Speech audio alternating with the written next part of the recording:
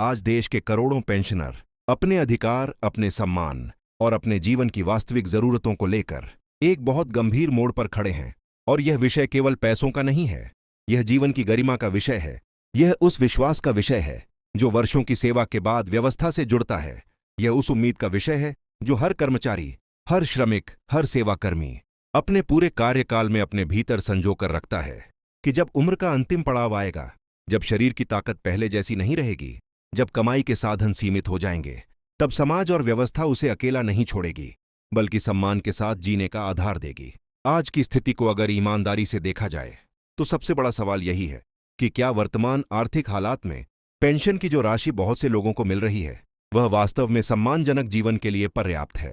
क्या उससे दवा का खर्च, जांच का खर्च, डॉक्टर की फीस, घर का राशन, बिजली का बिल, पानी का बिल, किराया, यात्रा और रोजमर्रा की छोटी बड़ी जरूरतें पूरी हो पा रही हैं? क्या एक वरिष्ठ नागरिक बिना किसी मानसिक तनाव के, बिना किसी पर बोझ बने शांति से जीवन जी पा रहा है? और अगर जवाब ना में है, तो फिर यह मांग पूरी तरह जायज है कि न्यूनतम पेंशन को ऐसे स्तर पर लाया जाए जहां जीवन केवल किसी तरह काटा ना जाए, बल्कि सम्मान से जिया जा सके। जब 7,500 प्लस महंगाई भत्ता की बात उठती है, तो कुछ लोग इसे केवल एक आर्थिक मांग की तरह देखते हैं, लेकिन सच ये है कि यह मांग किसी विलासिता की नहीं है। यह कोई अतिरिक्त सुविधा मांगने की कोशिश नहीं है, यह कोई विशेषाधिकार नहीं है। यह तो जीवन की बुनियादी जरूरतों की न्यूनतम सुरक्षा का प्रश्न है। क्योंकि आज महंगाई जिस रफ्तार से बढ़ रही है, उसमें बहुत कम पेंशन पर जीना दिन प्रतिदिन कठिन होता जा रहा है। और इस कठिनाई को वही समझ सकता है जो हर महीने खर्चों की सूची बनाते समय अपनी जरूरतों को काटने पर मजबूर होता है। दवाइयों का खर्च लगातार बढ़ रहा है, जांचें महंगी हो रही हैं, अस्पतालों तक पहुंचना महंगा हो चुका है। सामान्य जीवन चलाने के लिए भी अब पहले से कहीं ज्यादा धन की जरूरत पड़ती है। और इस वास्तविकता को नजरअंदाज करके केवल कागजी संतुलन की बात करना उन लोगों के साथ न्याय नहीं है जिन्होंने अपना पूरा जीवन काम में लगाया, जिन्होंने समय पर ड्यूटी की, नियम निभाए, जिम्मेदारी निभाई और इस भरोसे के साथ अपनी सेवा पूरी की कि बुढ़ापे में सुरक्षा मिलेगी। आज एक बहुत बड़ी संख्या ऐसी है जो अपनी जरूरतों को टाल कर जी रही है। कोई दवा आधी कर रहा है, कोई जांच टाल रहा है, कोई अपनी निजी जरूरतें दबा रहा है, कोई परिवार पर निर्भर हो रहा है। और ये स्थिति किसी भी संवेदनशील समाज के लिए चिंता का विषय होनी चाहिए।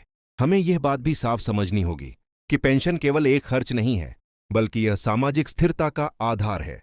यह परिवारों पर दबाव कम करती है, यह वरिष्ठ नागरिकों को आत्मसम्मान देती है, यह स्थानीय बाजारों को चलाती है, यह दवा दुकानों, राशन दुकानों, छोटे व्यापारियों, सेवा प्रदाताओं और घरेलू अर्थव्यवस्था में सीधा योगदान देती है। पेंशनर जब पैसा खर्च करता है तो वह पैसा तिजोरी में बंद नहीं होता, वह अर्थव्यवस्था में घूमता है, बाजार को सहारा देता है, छोटे कारोबारों को जीवित रखता है।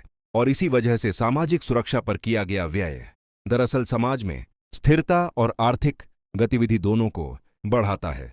आज जरूरत इस बात की है कि इस मुद्दे को केवल भावनात्मक नहीं, बल्कि तथ्यपूर्ण तरीके से समझा जाए और उसी गंभीरता से उठाया जाए। हर पेंशनर, हर परिवार, हर जागरूक नागरिक को यह जानना होगा कि पेंशन की संरचना क्या है, महंगाई भत्ता किस आधार पर जुड़ता है, न्यूनतम सुरक्षा का तर्क क्या है और क्यों यह मांग समय की आवश्यकता बन चुकी है।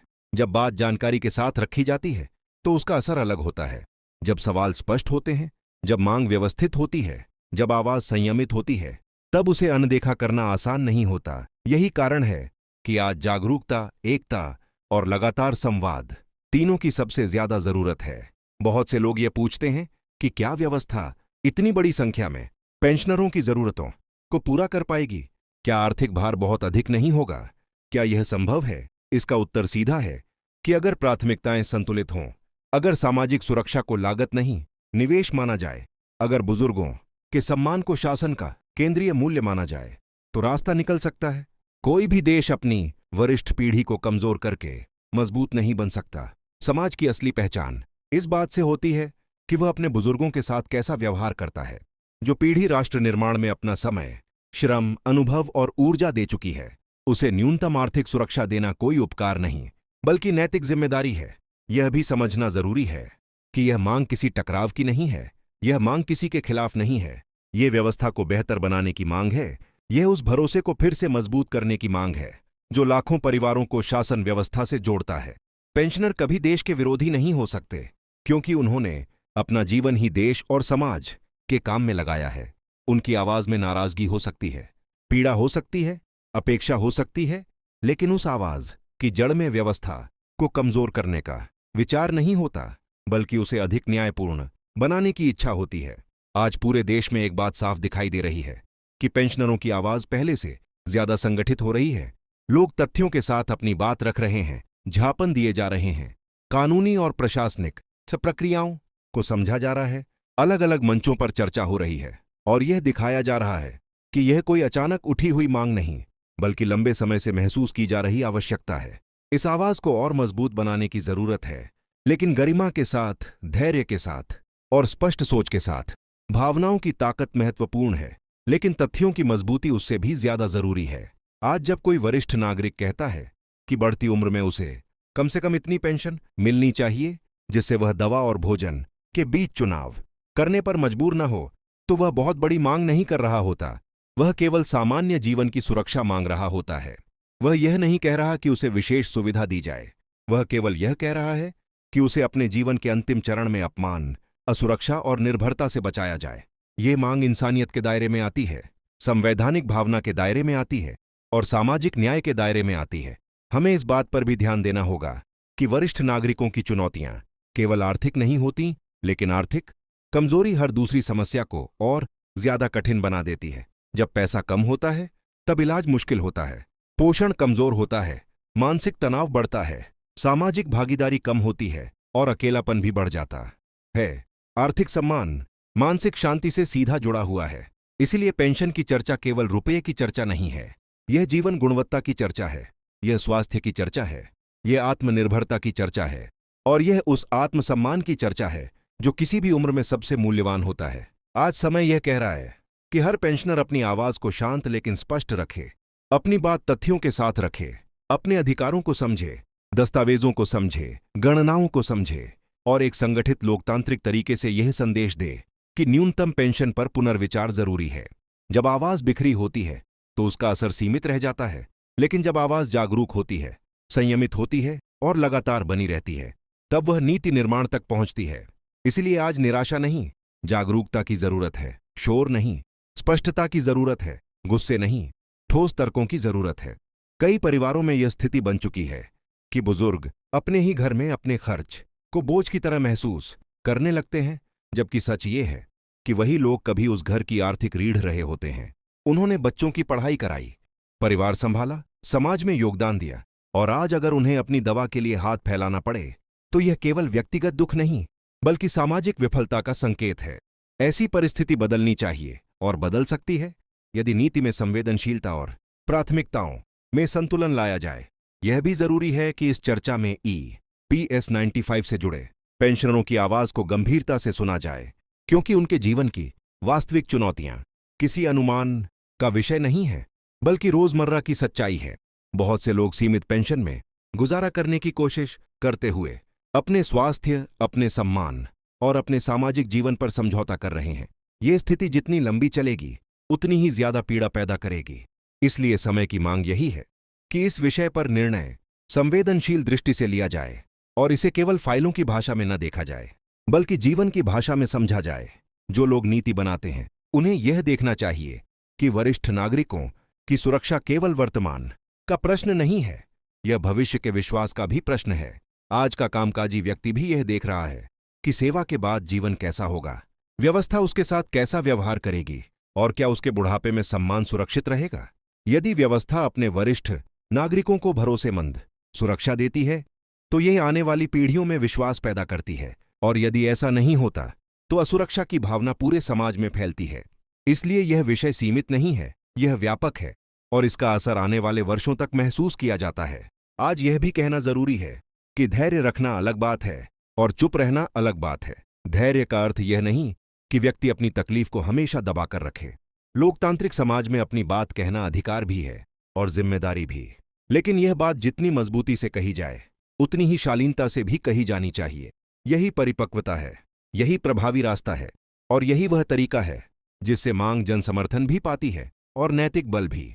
आप सबसे यही कहना है कि अपनी आवाज को कमजोर मत पड़ने दीजिए, अपनी जानकारी को मजबूत कीजिए, अपनी बात को बार बार सम्मानजनक ढंग से रखिए और इस उम्मीद को जीवित रखिए कि न्यायपूर्ण निर्णय संभव है।